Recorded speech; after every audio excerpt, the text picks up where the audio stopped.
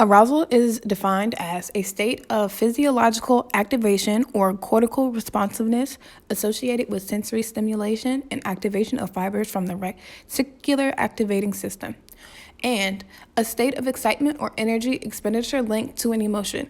Usually, arousal is closely related to a person's appraisal of the significance of an event or to the physical intensity of the stimulus.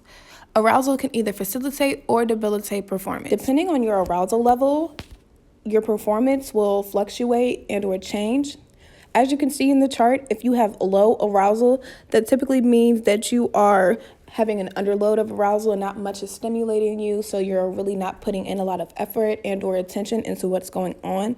Typically, it's associated with feeling bored, and as you rise up and get closer to having medium arousal, that is where interest is added. Therefore, your arousal level is starting to increase.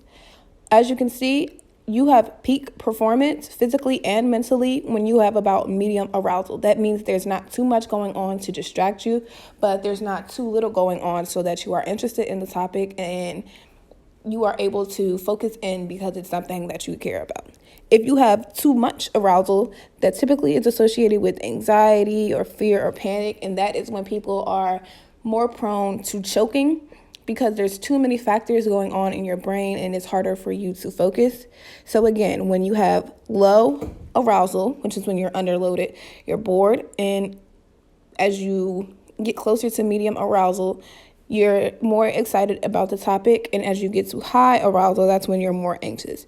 But to have peak performance, you need to have medium arousal because you don't want to have too much going on in your brain or too little going on so that you're unfocused. When it comes to arousal is like a spectrum. There are different stages of arousal and different stages of your performance. It is not something that is stagnant and it just is consistent, but it can increase and then have a steep drop if you are not consistently aroused.